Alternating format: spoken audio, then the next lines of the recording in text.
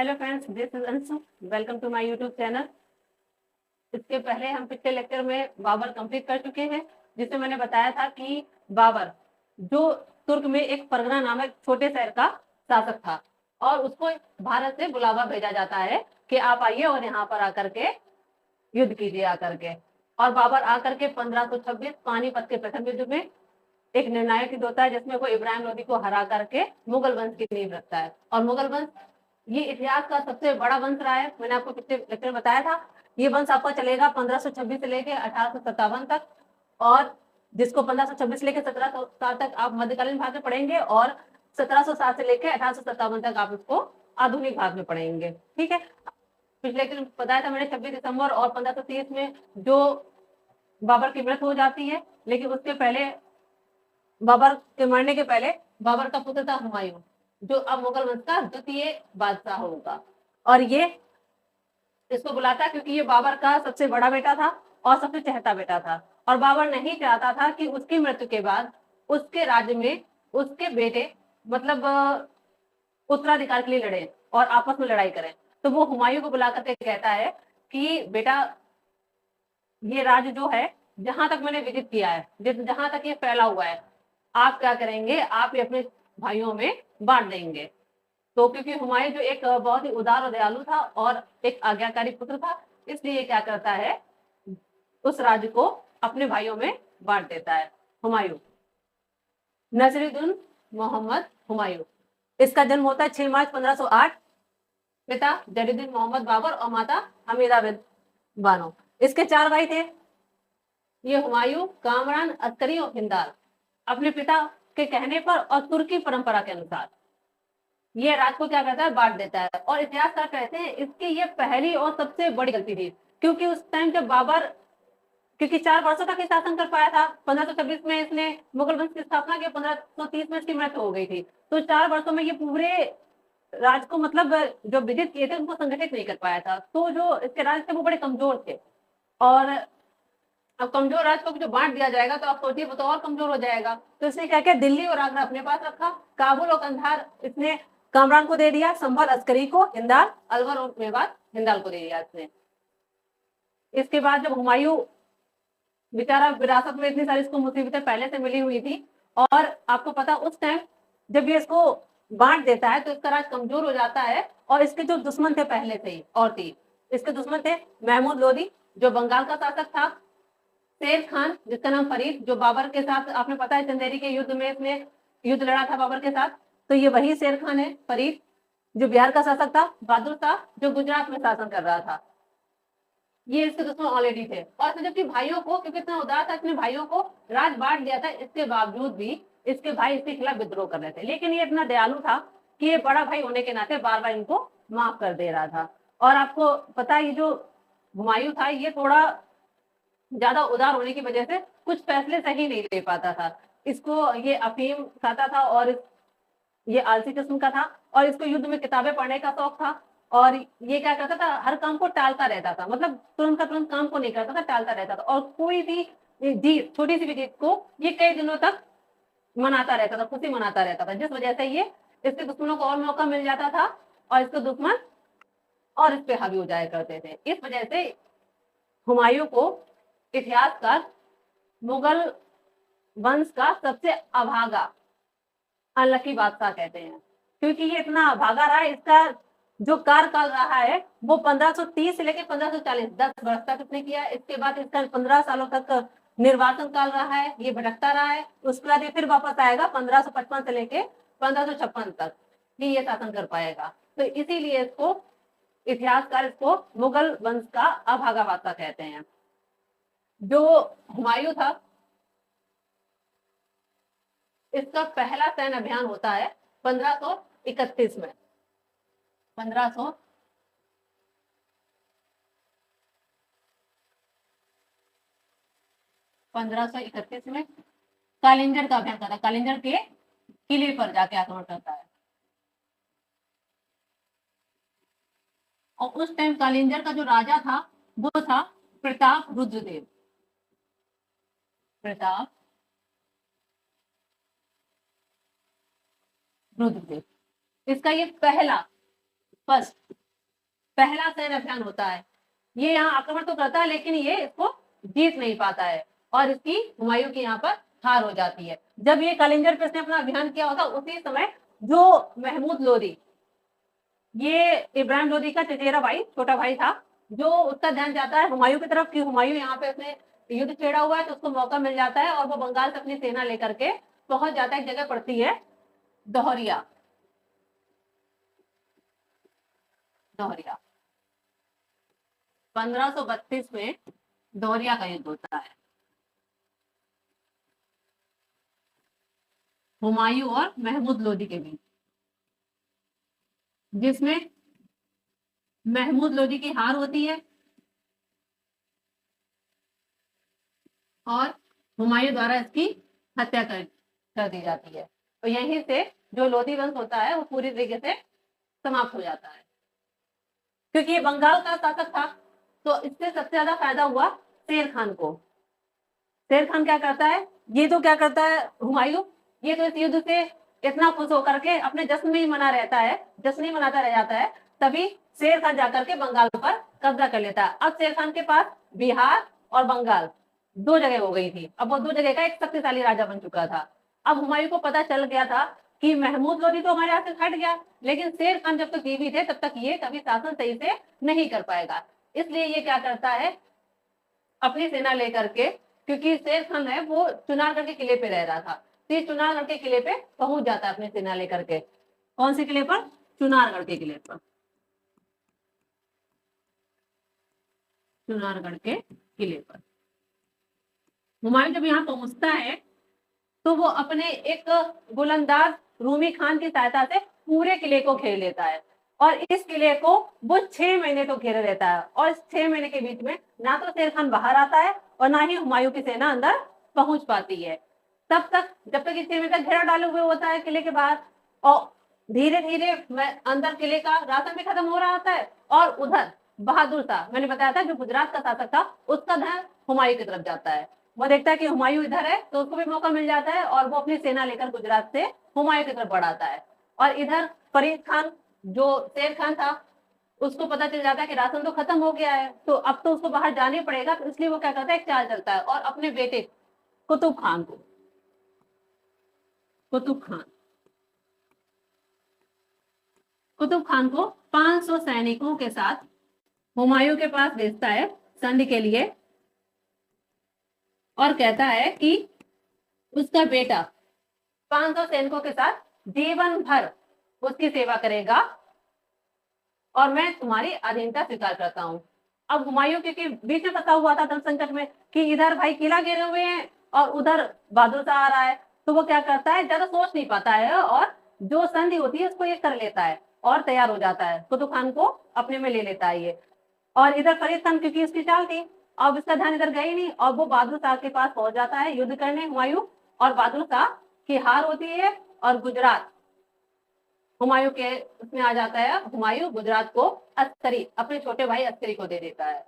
अब इधर क्योंकि हुमायूं को ये वाला युद्ध जीत चुका था गुजरात, तो वो और ज्यादा खुश हो जाता है और उसका ध्यान पूरी तरीके से शेर खान की तरफ से हट जाता है और वो 3 दिनों तक जश्न मनाता रहता है इस खुशी में कि उसने गुजरात को भी जीत लिया और चुनारगढ़ किला था तो शेर खान ने भी अधीनता स्वीकार कर ली, महमूद लोदी था तो वो तो मर ही गया है, तो वो पूरी तरीके से फ्री हो गया था। लेकिन इधर फरीद खान वो तो भाई अपने रणनीति बनाने में लगा हुआ था। जब हुमायूं को पता चलता कि अरे ये तो और शक्तिशाली होता चला जा रहा है, तब हुमायूं फिर से पूरी रणनीति के साथ और पूरे इंतजाम के साथ 1538 में चुनारगढ़ के किले पे दोबारा हमला करता है।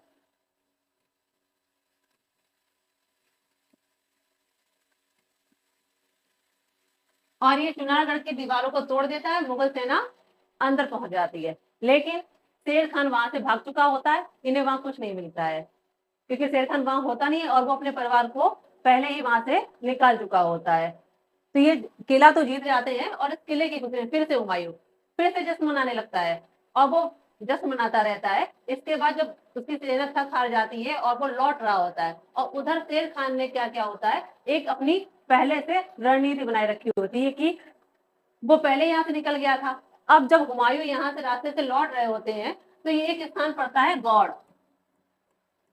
तो गौड़ पहुंचकर जब हुमायूं पहुंचता है तो वहां देखता है कि लाशों का ढेर लगा हुआ है और बिल्कुल गौड़ उजाड़ पड़ा हुआ है। तभी हुमायूं गौड़ का नाम रख देता है जन्नताबाद।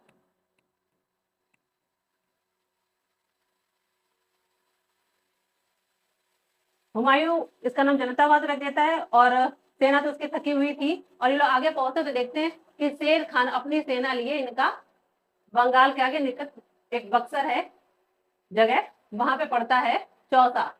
वहां पे अपनी सेना लेकर के हुमायूं का इंतजार कर रहा होता है। अब क्योंकि हुमायूं की सेना पूरी तरीके से थकी हुई होती है तो जब शेर खान के साथ इनका युद्ध होता है 1539 में, चौसा का युद्ध, ये एक प्रसिद्ध युद्ध है।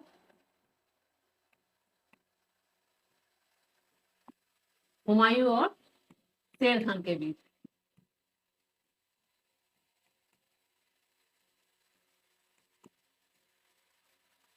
चौसा के युद्ध में हुमायूं बुरी तरीके से पराजित होता है और घायल हो जाता है। तभी शेर खान जब इसको अपने भाले से मारने ही वाला होता है उसी समय हुमायूं अपनी जान बचाते हुए अपने घोड़े के साथ गंगा नदी में कूद जाता है। और जब ये गंगा नदी में कूदता है तो उसी समय एक भिस्ती होता है जिसका नाम निजाम होता है, एक भिस्ती जिसका नाम निजाम होता है, वो अपनी नाव में बिठा करके इसकी जान बचा लेता है और नदी को पार करा देता है और हुमायूं को भागने का मौका मिल जाता है। इसके बाद एक और निर्णायक युद्ध होता है 1540 में जिसको बिलग्राम का युद्ध कहते हैं।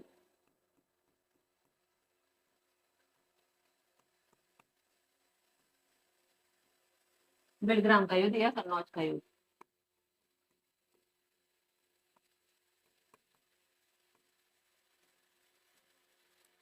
जब चौसा के युद्ध में शेर खान जीत जाता है तो इसमें शेर खान क्या करता है, शेर शाह की उपाधि धारण करता है,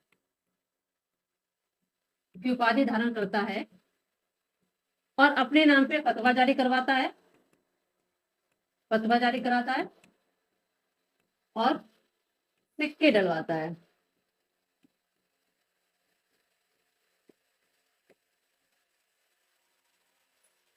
तो अब शेर खान शेर शाह हो जाएगा। ठीक है। अब बिलग्राम के युद्ध में किसके किसके बीच होता है, हुमायूं और शेर शाह के बीच।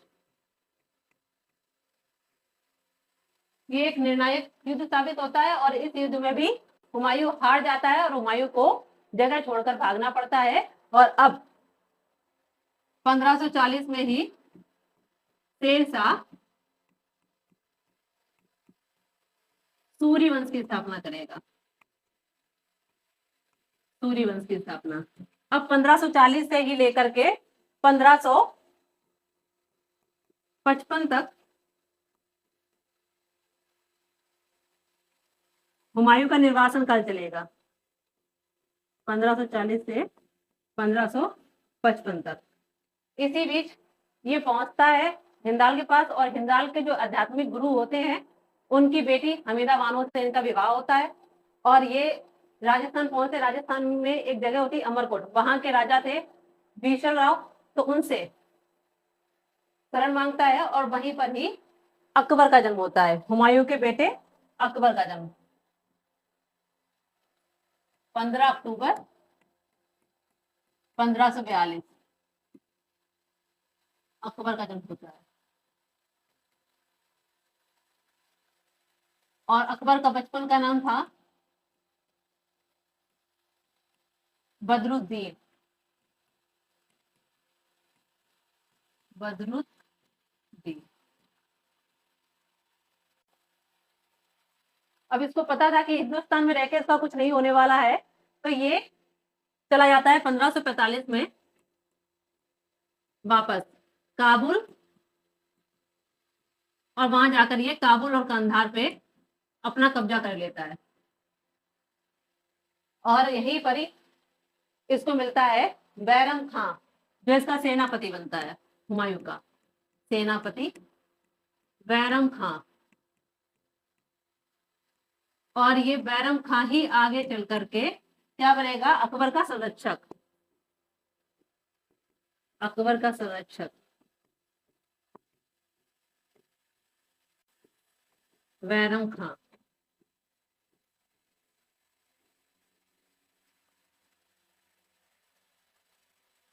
इसके बाद ये वहां पे फैसला लेता है कि जब तक सूरी वंश कमजोर नहीं हो जाता तब तक ये हिंदुस्तान में कदम नहीं रखता है। इसके बाद क्योंकि 1545 में ही शेरशाह सूरी की एक कालिंजर अभियान में मृत्यु हो जाती है, क्योंकि एक अग्निशामक यंत्र द्वारा अग्नि का गोला फेंक रहा होता है तो वो दीवार से टकराकर वापस इसके लग जाता है और इसकी मृत्यु हो जाती है। तो उसके बाद जो उसके पुत्र हुए वो इतने योग्य नहीं थे, इसी वजह से सूर्यवंश धीरे धीरे कमजोर हो जाता है और ये 1555 में वापस आता है। 1555 में, 1555 में आके ये पेशावर, लाहौर पर आके कब्जा करता है आकर के। और इसके बाद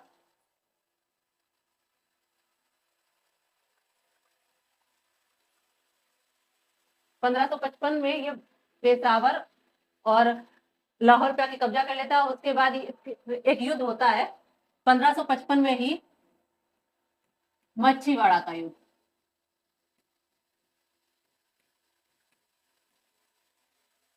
मच्छीवाड़ा का युद्ध, और ये युद्ध होता है हुमायूं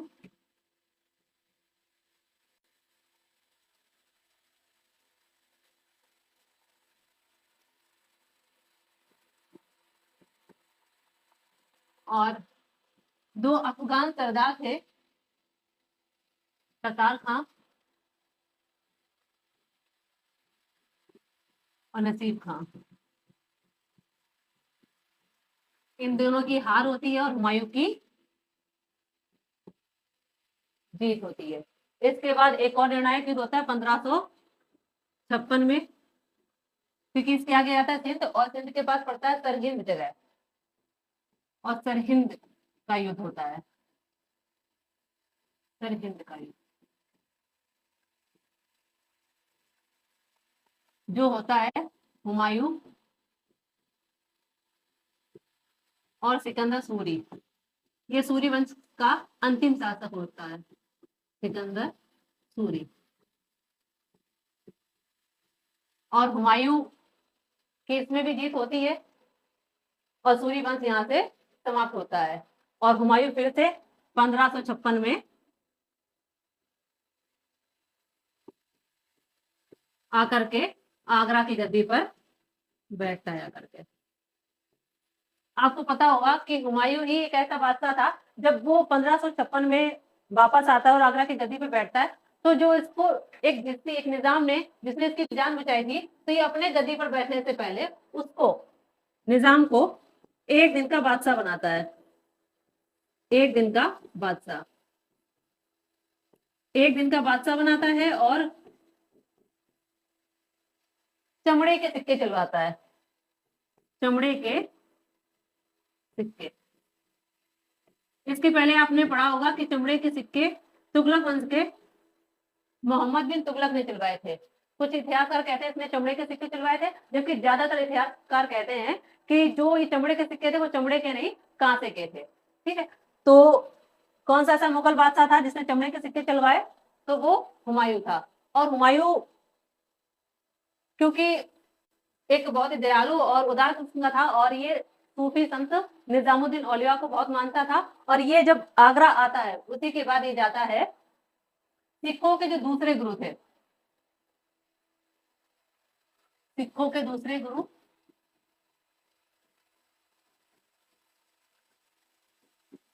दूसरे नंबर के जो गुरु थे, गुरु अंगद देव, उनसे आशीर्वाद लेता है।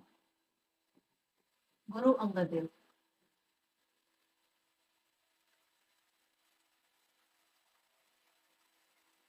गुरु अंगद देव, और गुरु अंगद देव को ही पंजाबी, जो पंजाबी भाषा है सिखों की, गुरुमुखी,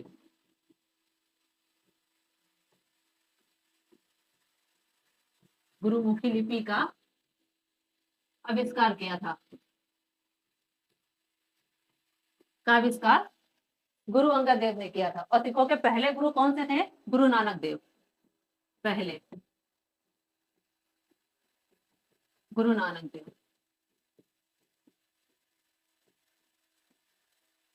और इन्होंने लंगर व्यवस्था शुरू की थी, उसको गुरु अंगद देव ने परमानेंट कर दिया था। और गुरु नानक देव को ही कहते हैं इन्होंने पानीपत का जो प्रथम युद्ध था उसके प्रत्यक्षदर्शी गुरु नानक देव को कहते हैं कि इन्होंने देखा था, प्रत्यक्षदर्शी। पानीपत का जो प्रथम युद्ध था उसके ये प्रत्यक्षदर्शी थे।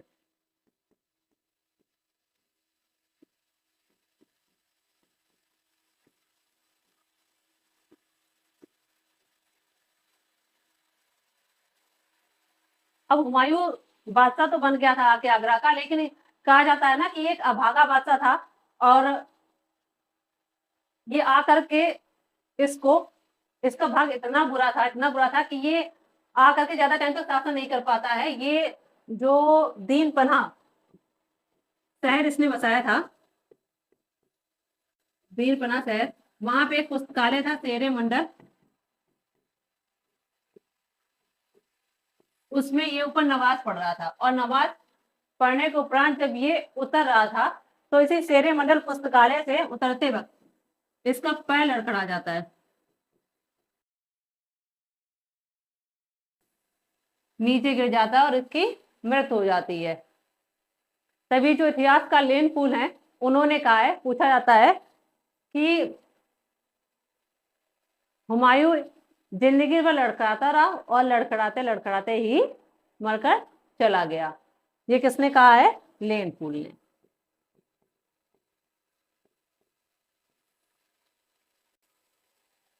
जब इसकी मृत्यु हो जाती है तो 18 दिनों तक किसी को नहीं बताया जाता है कि हुमायूं की मृत्यु हो गई है। और हुमायूं की जगह इसका एक हमशक्ल था, उसको दरबार में पेश किया जाता रहा। हुमायूं निजामुद्दौला औलिया का अनुयायी था और इसकी इच्छा थी कि जब कभी इसकी मृत्यु हो तो निजामुद्दीन औलिया के आसपास ही इसकी जो मकबरा है वो बनाया जाए। तो जब हुमायूं की मृत्यु हो जाती है तो दिल्ली में जो निजामुद्दीन औलिया की दरगाह है दिल्ली में, उसी के निजामुद्दीन औलिया के सामने ही दिल्ली में इसका मकबरा है। निजामुद्दीन औलिया के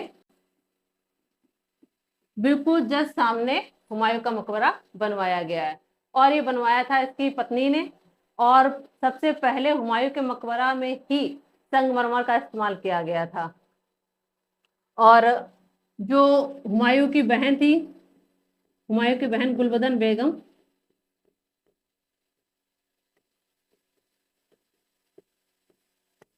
उन्होंने हुमायूंनामा लिखी है, गुलबदन बेगम, इन्होंने हुमायूंनामा लिखी है जो हुमायूं की जीवनी है।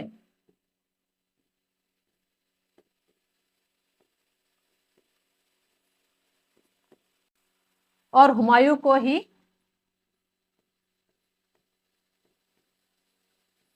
चित्रकला का संस्थापक कहा जाता है।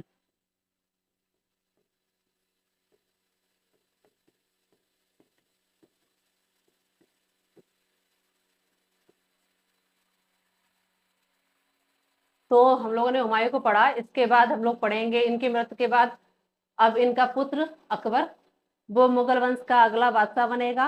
और कुछ टाइम और, लेकिन इसके पहले मैंने बताया था जब हुमायूं का निर्वासन काल चल रहा था तो 15 वर्षों तक सूरी वंश चला। तो अगले लेक्चर में हम लोग सूरी वंश पढ़ेंगे, शेरशाह सूरी को। Thank you. अगर जो आपको मेरा क्लास अच्छा लगा हो तो आप वीडियो को लाइक कीजिए, सब्सक्राइब कीजिए और शेयर कीजिए। धन्यवाद।